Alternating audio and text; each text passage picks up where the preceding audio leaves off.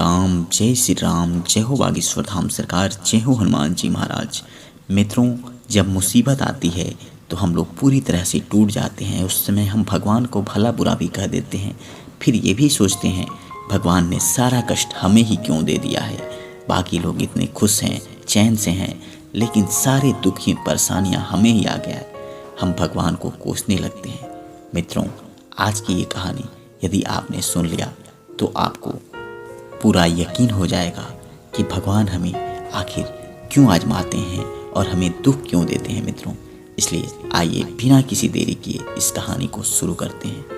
मित्रों, एक बार की बात है, एक राजा की 7 बेटियां थीं और वह अपनी बेटियों से बहुत ही ज़्यादा प्यार करते थे। उन्हें तमाम तरह के हीरे जवाहरात जो भी वो पहनना चाहती थी, जिस तरह के कपड़े पहनना चाहते हैं, जिस तरह के भोजन करना चाहते थे, जहाँ घूमना चाहते थे, वह उन्हें सब कुछ देते थे और वे सारी बेटियां उनसे बहुत ही ज़्यादा खुश थीं।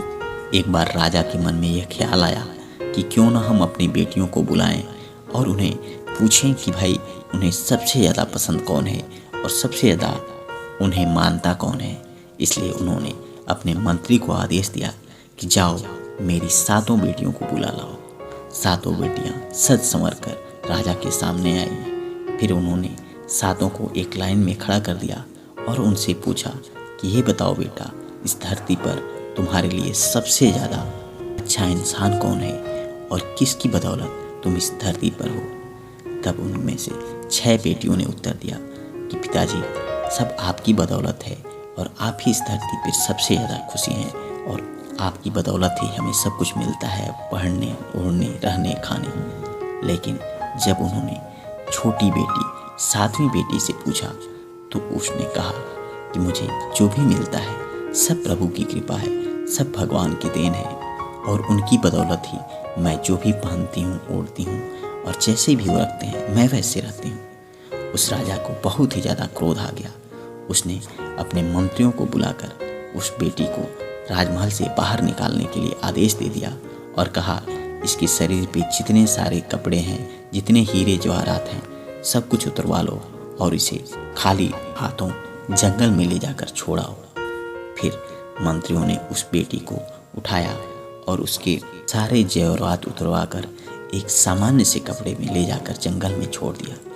बेचारी रोती बिलखती चलती गई, लेकिन उसे प्रभु पर विश्वास था, उसे भगवान पर आस्था था कि वो जो भी करते हैं सही करते हैं। फिर वह घूमती टहलती धीरे धीरे जंगल में जारी भटकती रही। रात्रि काल का समय होने लगा। वह धीरे धीरे जंगल से कुछ लकड़ियाँ इकट्ठा कर ली, जो कि मैं रात्रि के समय जला लूँगी और जो भी जंगली जानवर होंगे उससे मैं अपनी सुरक्षा कर लूँगी। लेकिन तभी उसे एक जगह से खांसने की आवाज़ सुनाई दी। वह उस ओर गई तो उसने देखा कि एक छोटी सी झोपड़ी है जिसके अंदर कोई आदमी लेटा पड़ा है और वह जोर जोर से खांस रहा था। वह उस झोपड़ी में गई, जाकर देखा तो उसमें एक बीमार बूढ़ा व्यक्ति लेटा हुआ था और वह पानी पानी आवाज़ लगा रहा था। कोई उसे पानी देने वाला नहीं था। उसने वहाँ देखा घड़ी में पानी रखा था, पानी भर कर लाकर उस बीमार व्यक्ति को वह लड़की दे दी। वह बीमार व्यक्ति वह पानी पीकर पूछा, बेटी तुम कौन हो और इतनी रात को इतनी अंधेरी जंगल में कैसे आ पड़ी। उसने उस मनुष्य से सारी बातें बताई। फिर वह व्यक्ति बोला कि देखो, तुम चाहो तो यहाँ रह सकती हो, मैं कुछ दिनों के लिए इस कुटिया को छोड़कर बाहर जाने वाला हूँ। यहाँ खाने पीने रहने पर का सारा इंतजाम है, तुम आराम से यहाँ रह सकती हो। मैं कल सुबह यहाँ से चला जाऊँगा। उस लड़की ने उस झोपड़ी की साफ सफाई की और वहीं ज़मीन पर लेटकर सो गई। अगले दिन जब सुबह हुआ तो वह व्यक्ति वहाँ से जा चुका था। वह लड़की उस छोटी सी झोपड़ी में रहती थी। वहीं पास में जो गायें आ जाती वह उसके दूध निकाल लेती और उसे खाकर अपना काम चलाती थी और जो कुछ दूध बच जाते थे वह उसे बाहर पशु पक्षियों के लिए रख देती थी कि कहीं वो भी भूखे न रहे। वह बहुत ही दयालु स्वभाव की लड़की थी। मित्रों, एक दिन जब वह सोने जा रही थी तो फिर उसने दूध ले जाकर बाहर रख दिया। सुबह जब उसने उठा तो देखा दूध का बर्तन खाली है, लेकिन वहाँ पर एक हीरे जैसी चमकदार चीज दिखाई दे रही है, वहाँ सांप के गुजरने का भी निशान है। जब सर्प बहुत ही ज्यादा खुश हो जाता है तो वह एक मणि छोड़ जाता है। इस तरह से उसने उस मणि को उठाकर अपने पास रख लिया और फिर अगले दिन पुनः वह दूध को रोजाना की तरह रख दिया। धीरे धीरे करते करते 6 दिनों के बाद से उसे 6 हीरे प्रदान हो गए। उसके बाद से जब वह व्यक्ति बाहर से घर आया तो उस लड़की ने उससे ये सारी कहानियां बताई और उसमें से एक हीरे से जड़ी मणि को उठाकर उसने उस व्यक्ति को दे दिया और कहा, तुम जाओ बाहर इसे बेच देना और वहां से बहुत सारे लोगों को बुलाना, इस झोपड़ी को एक भव्य महल में तब्दील कराना है।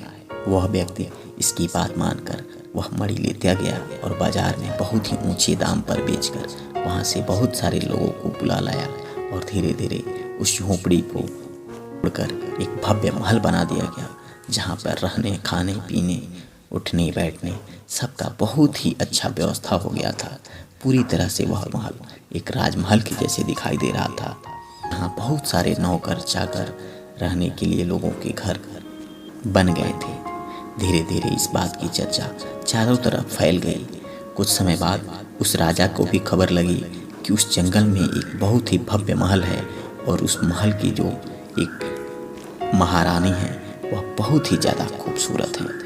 इसलिए उस राजा ने उनसे मिलने के लिए निमंत्रण पत्र भेजा। उस लड़की ने अपने पिता के यहाँ से जो निमंत्रण पत्र देखा तो उसने बोला कि मैं ठीक है मिलूंगी, लेकिन मेरी एक शर्त है कि आप अपनी सारी बेटियों के साथ यहाँ पर पधारेंगे। वह राजा स्वीकार कर लिया और अपनी 6 बेटियों के साथ उस महल में प्रवेश किया। जब उसने उस महल की भव्यता देखी तो उसकी आंखें चकाचौंध रह गई। भला इतना बड़ा महल इस कुटिया की जगह कैसे बनकर तैयार हो गया। उसकी बेटी पूरी तरह से कपड़े पहनकर सजी धजी थी और अपने चेहरे को छुपा लिया था। वह उसे नहीं पहचान पा रहे थे।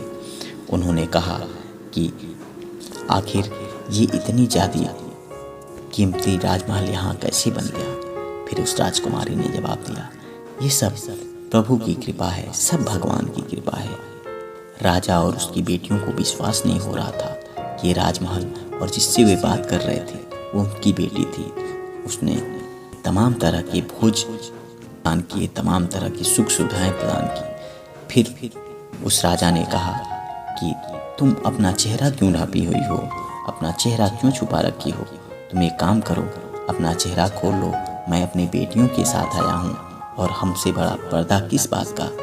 फिर उस राजकुमारी ने कहा कि ठीक है, मैं अभी तैयार होकर आती हूँ। वह राजकुमारी अंदर गई और जिस कपड़े में उस राजा ने उसे घर से बाहर निकाला था वह वही कपड़ा पहने बिना किसी जेवरात के उसके सामने आकर खड़ी हो गई। राजा ने जब अपनी बेटी को देखा उस महल में तो वह बोलने लगी, अरे बेटी, तुम जिंदा हो।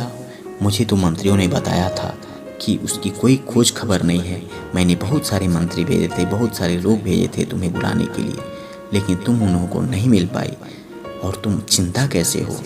राजा और उसकी बेटियां आखिर उसको देखकर उनकी आंखें खुली की खुली रह गईं। राजा ने कहा, तुम अपने महारानी को बुलाओ और आज ही मैं उनसे बातचीत करके तुम्हें इस कैद से आज़ाद कर लेता हूँ। राजा नहीं पहचान पा रहा था कि अभी कुछ समय पहले जो राजकुमारी, जो महारानी उस महल में प्रवेश के गई थी वो उसकी बेटी ही थी।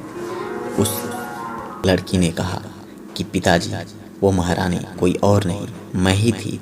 मैं ही उस साज सज्जे में, मैं ही उस रूप रंग में थी। राजा को विश्वास नहीं हो रहा था और उस बेटी ने कहा, पिताजी, जो भी भगवान देते हैं, जो भी कृपा बनाते हैं, सब उनकी भक्ति के ऊपर है। जो जितने सदा भक्ति से उस ईश्वर की प्रार्थना करता है, उसकी पूजा अर्चना करता है, भगवान उसे उतना ही ज़्यादा सुख सुविधा और अपना आशीर्वाद देते हैं। मित्रों, राजा को अपने किए कर्म पे बहुत ही ज़्यादा पछतावा हो रहा था। उसकी बेटियों को भी बहुत ज़्यादा पछतावा हो रहा था, क्योंकि उनकी छोटी बहन ने यह साबित कर दिया था कि वह सही थी और बाकी लोग गलत थे। मित्रों, ये कहानी यहीं समाप्त हो जाती है। आज हम लोग जिस परिस्थिति में हैं, जिस स्थिति में हैं, सब भगवान का बनाया है और यदि हम सच्चे भाव से सच्चे मन से प्रभु की आस्था रखते हैं, प्रभु की पूजा अर्चना करते हैं, प्रभु पर विश्वास करके अपने कार्य को करते रहते हैं, तो हमें एक दिन सफलता जरूर दिलाते हैं और उनका आशीर्वाद हमें जरूर प्राप्त होता है। इसलिए मित्रों, प्रभु को सच्चे मन से याद करिए और उनसे यह प्रार्थना करते रहिए कि वो आपके जीवन को सफल बनाए। मित्रों, आज की ये कहानी आपको कैसी लगी हमें कमेंट बॉक्स में ज़रूर बताएं। और यदि आप भी सनातन धर्म को आगे बढ़ाना चाहते हैं, बागेश्वर बाबा के सच्चे भक्त हैं, तो कमेंट बॉक्स में जय हनुमान जय श्री राम लिखना ना भूलें। आप सभी को बहुत बहुत धन्यवाद। फिर मिलते हैं एक नई कहानी के साथ।